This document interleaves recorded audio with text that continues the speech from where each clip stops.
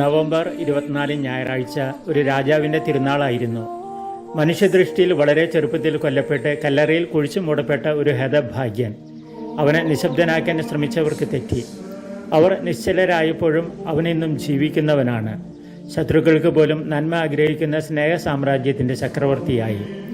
ക്രിസ്തുരാജൻ്റെ നാമത്തിൽ പ്രതിഷ്ഠിക്കപ്പെട്ട ഞങ്ങളുടെ ഇടവകയുടെ തിരുനാൾ ദിനം കൂടിയായിരുന്നു നവംബർ 24. ബത്തലത്തല ഇടവകയിലെ 18 പള്ളികൾ ഒന്നുചേർന്നാണ് ഈ തിരുനാൾ കേമമാക്കുന്നത്. ഈ വർഷത്തെ തിരുനാളിന് പല പ്രത്യേകതകൾ ഉണ്ടായിരുന്നു.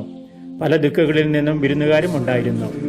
4 മണിക്കൂർ വഞ്ചിയാത്രയും 20 കിലോമീറ്റർ നടത്തവും കഴിഞ്ഞ് ക്ഷീണിച്ച് തങ്ങളുടെ കുഞ്ഞുങ്ങൾക്ക് മാമോദീസ ആഗ്രഹിച്ചെത്തിയ ഒരു കൂട്ടം ഗ്രാമീണർ സമ്പാനു ഗ്രാമത്തിൽ നിന്നും ഓടിയണഞ്ഞത് ഞങ്ങളുടെ മറ്റു 17 ഗ്രാമ പള്ളിക്കാരെയും അമ്പരപ്പിച്ചു. 15 പേരുടെ മാമോദീസ ആവശ്യപ്പെട്ടെത്തിയ 50 പേർ. മാമോദീസ സ്വീകരിക്കാനുള്ള ഒരു ഗ്രാമത്തിൻ്റെ ത്യാഗം.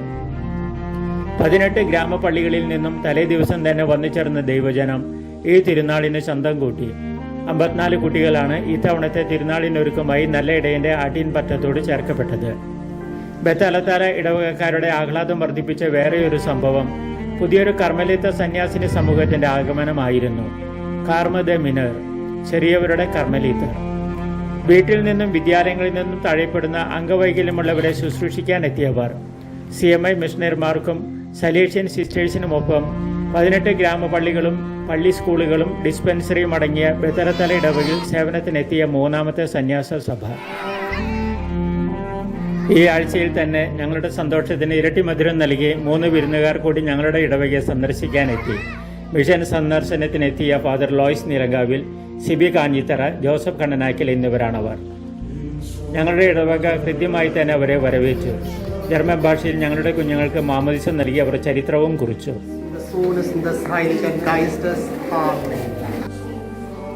കഴിഞ്ഞ വർഷത്തിലെ 16 പള്ളികളോട് 3 പുതിയ ഗ്രാമപള്ളികൾ കൂടി ചേർത്തുകൊണ്ട് ഇത്തവണത്തെ ക്രിസ്തുരാജൻ്റെ തിരുനാൾ സമംഗളം ആഘോഷിക്കുവാൻ തമ്പുരാൻ തന്നെ ഞങ്ങളെ അനുഗ്രഹിച്ചു.